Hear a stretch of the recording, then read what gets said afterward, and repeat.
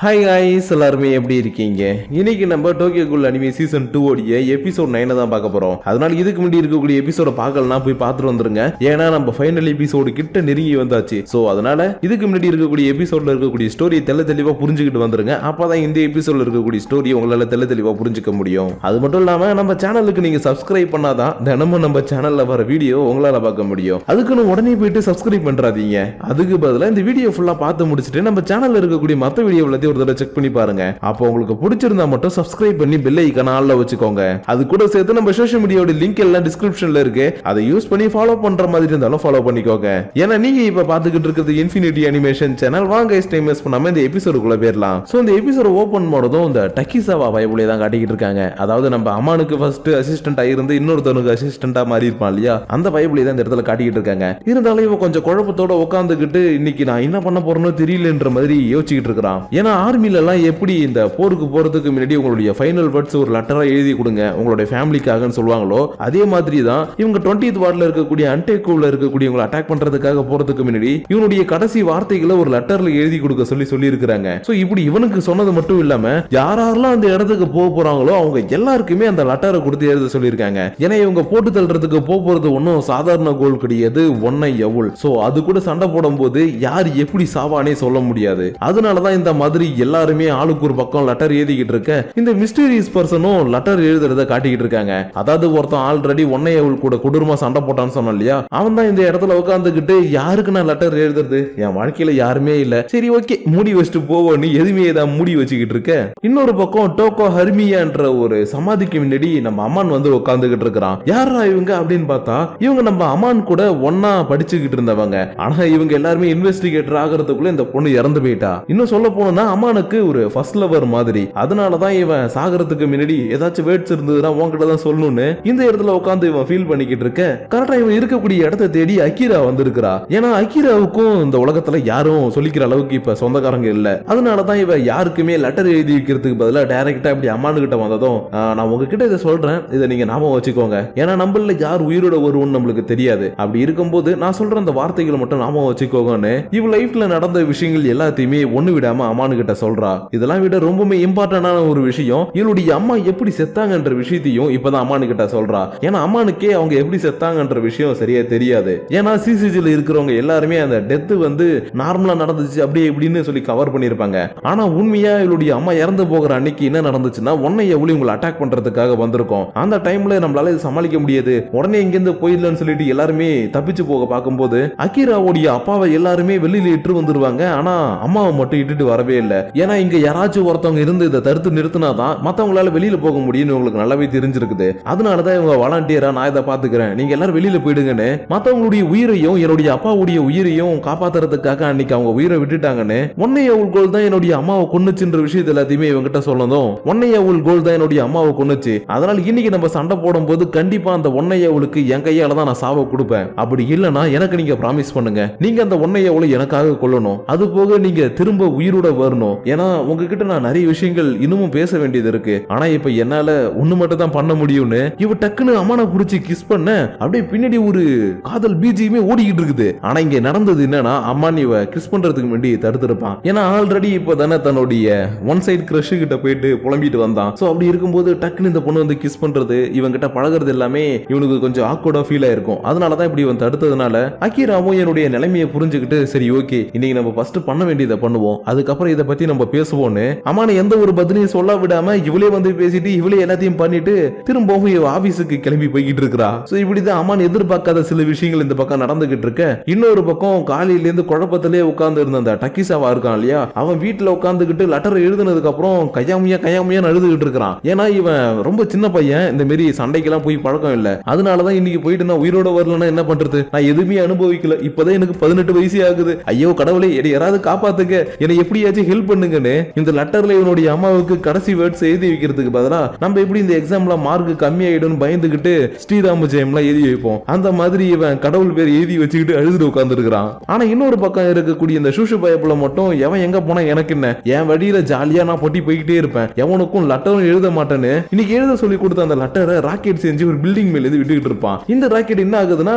எங்கேயோ இருக்கக்கூடிய நம்ம காணிக்கை கண்ணுக்கு தெரியுது, பிகாஸ் ஆஃப் காத்துல அப்படியே வந்திருக்குன்னு வச்சுக்கோங்களேன். சோ அப்படி இருக்கும்போது இந்த ராக்கெட் இவன் பார்த்துக்கிட்டே பார்த்துக்கிட்டே இருக்கும்போது டிவில வர அந்த பிளாஷ் நியூஸ் இருக்கும் இல்லையா, அடியில ஓடுமே, அதை பார்த்துட்டு இவனுக்கு செம ஷாக்கு. ஏன்னா சிசிசில இருக்கிறவங்க 20th வார்டை சுத்தி இருக்கவங்களை கொஞ்சம் அலர்ட் பண்ணணும், உள்ள யாரும் வரக்கூடாதுன்றதுக்காக இந்த மாதிரி டிவில நியூஸ் ஒண்ணு ஓட விட்டு இருந்திருப்பாங்க. அதனால இதை பார்த்த உடனே ஐயோ அன்டேக்குக்கு ஆபத்தா, இப்ப நான் என்ன பண்றது, எப்படியாச்சும் அவங்கள போய் நான் காப்பாத்தணுமேன்ற மாதிரி இவன் கதறிக்கிட்டு இருக்க. இன்னொரு பக்கம் இருக்கக்கூடிய டோக்கா இவனை மாதிரி கதறாம செம கோவத்துல உட்கார்ந்து இருக்கிறா. ஏன்னா யோஷிமுரா இவங்க சின்ன பசங்கன்றதுனால இந்த மாதிரி தனியா அனுப்பி வச்சுட்டாரு இல்லையா, அதனால ஏன் இப்படி பண்ணணும், நாங்களும் அந்த அன்டேக்குள்ள ஒரு மெம்பர்ஸ் தானே, அப்படி இருக்கும்போது எங்களை அவர் வெளியில அனுப்பி இருக்க கூடாது, நான் கண்டிப்பா போயிட்டு அன்டேக்குக்காக போராட போறேன், நான் கிளம்ப போறேன்னு இவ கொஞ்சம் கோவத்துல எழுந்து கதவை திறந்து பார்த்தா ரெஞ்சி இவளை போக கூடாதுன்னு தடுத்து நிறுத்துறாரு. ஏன்னா யோஷிமுரா இவர் கூட இவங்க 2 பேரையும் அனுப்பி வச்சது காரணமே இவங்க 2 பேரும் பத்திரமா சேஃபா இருக்கணும்ன்றதுக்காக தான். அப்படி இருக்கும்போது இவ அந்த இடத்துக்கு போறேன்னு சொல்லிட்டு ஒத்த காலில் வந்து நிக்கிறா இல்லையா, அதனாலதான் இங்க பாருமா நீ அங்க போக கூடாது, அப்படி போனாலும் உன்னால அவங்களை காப்பாற்றவும் முடியாது, ஏன்னா அன்டேக்கு நம்மளை விட்டு போறதுக்கான டைம் வந்துருச்சு, அந்த பக்கம் வர வேண்டியவங்க வந்துட்டாங்கன்ற மாதிரி இவர் சொன்னாலும் இல்ல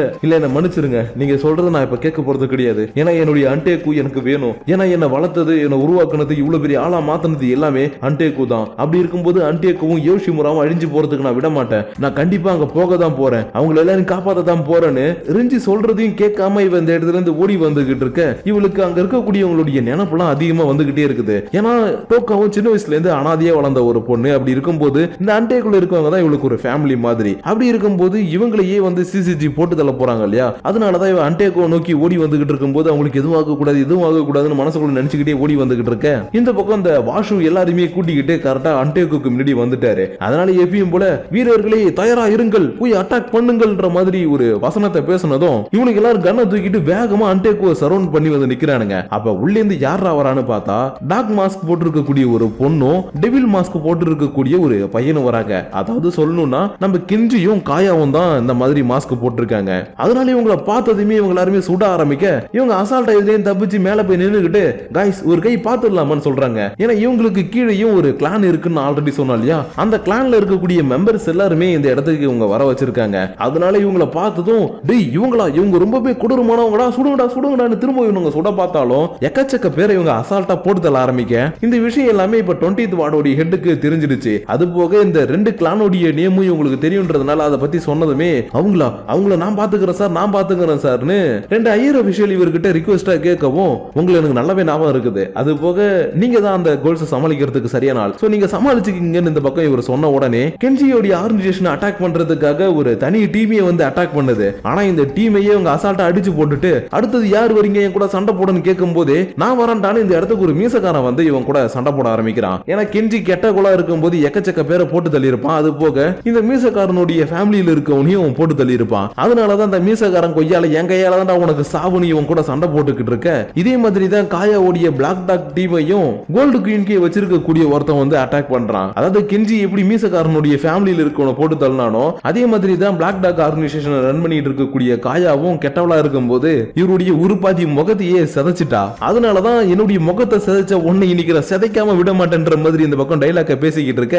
இன்னொரு பக்கம் வாஷு கூட இருக்கக்கூடிய சோல்ஜர்ஸ் எல்லாரும் நடுங்கிட்டு இருக்கானுங்க. ஏன்னா இவனுங்களுக்கு முன்னாடி இப்போ ஒன்னை எவ்வளவு வந்துருச்சு. அதனால இது என்ன பண்ண போதுன்னே தெரியலையே, என்ன நடக்க போதுன்னே தெரியலையன்ற மாதிரி இவங்க பயந்துகிட்டு இருக்கும் போதே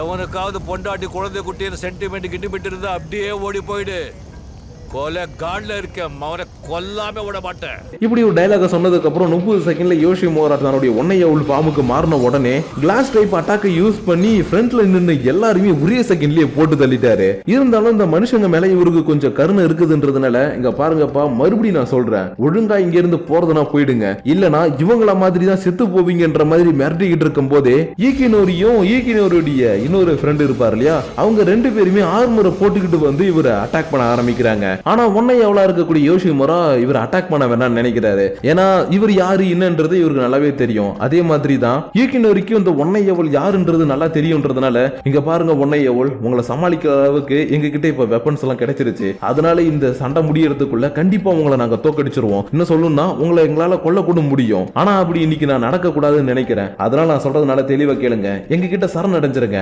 அதுதான் உங்களுக்கு இப்போ உயிர் வாழறதுக்கு இருக்கக்கூடிய ஒரே ஒரு வழின்னு இவர் சொல்லிக்கிட்டு இருக்கும் போதே இந்த விஷயத்துல எல்லாத்தையும் இங்க இருக்கக்கூடிய ஒரு உயரமான பில்டிங்ல காணக்கே உட்கார்ந்துகிட்டு பாத்துக்கிட்டு இருக்கிறான். ஏன்னா இவன் இந்த இடத்துக்கு ஹெல்ப் பண்ணணும்னு நினைச்சான் இல்லையா, அதனாலதான் வந்திருப்பான். பட் இவங்களுக்கு எப்படி போய் நம்ம ஹெல்ப் பண்றது, இவங்க வீட்டுக்கு தான் நம்ம போயிட்டோமே, அப்படி இருக்கும்போது நம்ம ஹெல்ப் பண்ணா இவங்க ஏத்துப்பாங்களா இல்லையான்னு தெரியாம இவன் ரொம்ப நேரமா முழிச்சுக்கிட்டு இருக்கப்போ, என்னப்பா இப்படியே பாத்துக்கிட்டு இருந்தா எல்லாருமே செத்துருவாங்க, அதுக்கப்புறம் நீ யாரை போய் பார்க்க போறேன்னு பின்னாடி ஒரு வாய்ஸ் கேக்குது. ஏன்னா கண்டிப்பா இவன் வருவான்னு தெரிஞ்சுக்கிட்டு நிஷிக்கி இவனுக்காக ரொம்ப நேரமா வெயிட் பண்ணி இருந்திருக்கான். அதனாலதான் இந்த இடத்துல இவன் காணிக்கையை பார்த்த உடனே, அப்புறம் காணிக்கே இவங்களுக்கு ஹெல்ப் பண்ண போறியா இல்லையா, நீ என்னதான் பண்ணலான்னு பிளான் வச்சிருக்கிறேன்னு இவன் கொஞ்சம் வாழ்க்கை தத்துவங்கள் அது இதுன்னு சொல்லி இவன் கிட்ட பேசிக்கிட்டே இருக்கும்போது பின்பக்கத்துல இப்படி ஒரு பிஜிஎம் ஒண்ணு ஓடிக்கிட்டு இருக்குது. யாரான்னு திரும்பி பார்த்தா அந்த ஷூ பைப்ல தான் இந்த இடத்துக்கு வந்து இப்படி சைக்கோ மாதிரி நின்றுட்டு இருக்கிறான். ஏன்னா இத்தனை நாளா ஒன்னை எவ்வளவு இருக்கக்கூடிய யோஷிமுரா தான் இவனை நீ காணிக்கவே எதுவுமே பண்ணக்கூடாது, இதுக்கப்புறம் ஏதாச்சும் பண்ணினா உன போட்டு தள்ளிடுவேன்னு மிரட்டி இவனை கொஞ்சம் கண்ட்ரோல்ல வச்சிருந்திருப்பாரு. ஆனா இன்னைக்கு சிசிஜி கூட அவர் சண்டை போடுறதுல ரொம்பவே பிஸியா இருக்காரு இல்லையா,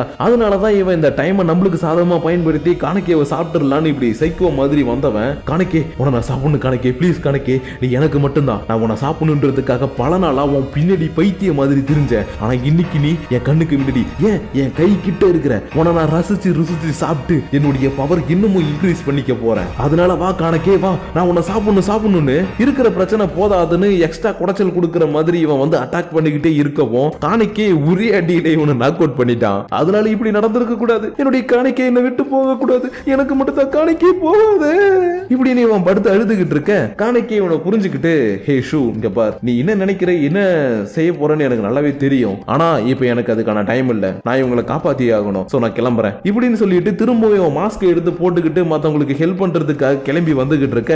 அப்படியே இந்த இடத்துல இந்த எபிசோட முடிக்கிறாங்க. சோ கைஸ் இன்னைக்கு நம்ம பார்த்த இந்த எபிசோட் உங்களுக்கு கொஞ்சம் புரிஞ்சிருக்கும் நினைக்கிறேன். ஏன்னா இது புரிஞ்சுக்கிட்டாதான் நீங்க நெக்ஸ்ட் எபிசோட தெளிவா புரிஞ்சுக்க முடியும். அதனால இந்த வீடியோல இருக்கக்கூடிய ஸ்டோரி உங்களுக்கு புரிஞ்சிருக்குதுன்னா ரொம்பவே நல்லது, இல்ல புரியல அப்படின்னா ஒன்னும் பிரச்சனை கிடையாது, திரும்பவும் எனக்காக ஒரே தடவை பாருங்க, கண்டிப்பா இந்த எபிசோட்ல இருக்கக்கூடிய ஸ்டோரி என்னன்றது உங்களுக்கு புரியும். அப்புறம் அது போக நம்ம சேனலுக்கு சப்ஸ்கிரைப் பண்ணாதவங்க யாராச்சும் இருக்கீங்கன்னா எப்பயும் போலதான் இந்த வீடியோவை இப்ப நீங்க பார்த்து முடிச்சிருவீங்க. அதுக்கப்புறம் நம்ம சேனல்ல இருக்கக்கூடிய வீடியோவை செக் பண்ணலனாலும் பிளேலிஸ்ட்ல நான் லிஸ்ட் போட்டு வச்சிருப்பேன், அந்த வீடியோஸை செக் பண்ணி பாருங்க. அப்போ உங்களுக்கு நம்ம சேனல் பிடிச்சிருந்தா மட்டும் சப்ஸ்கிரைப் பண்ணாதவங்க சப்ஸ்கிரைப் பண்ணிக்கோங்க. அப்படியே உங்களுடைய ஃப்ரெண்ட்ஸ் அண்ட் ஃபேமிலிக்கும் நம்ம சேனலை ஷேர் பண்ணி விட்டு இப்படி ஒரு சேனல் இருக்குதுடா பாருடா சப்போர்ட் பண்றேன்னு கொஞ்சம் சஜஸ்ட் பண்ணி விடுங்க. அது மூலமா நம்மளுடைய இன்ஃபி ஃபேமிலி இன்னும் கொஞ்சம் வளரும். சோ அதனால முடிஞ்சதுன்னா ஷேர் பண்ணி விடுங்க. அப்படி இல்லனா கீழ இருக்கக்கூடிய கமெண்ட் செக்ஷன்ல உங்களுடைய பர்சனல் தாட்ஸ் அண்ட் வியூஸை எப்பயும் போல கமெண்ட் பண்ணுங்க.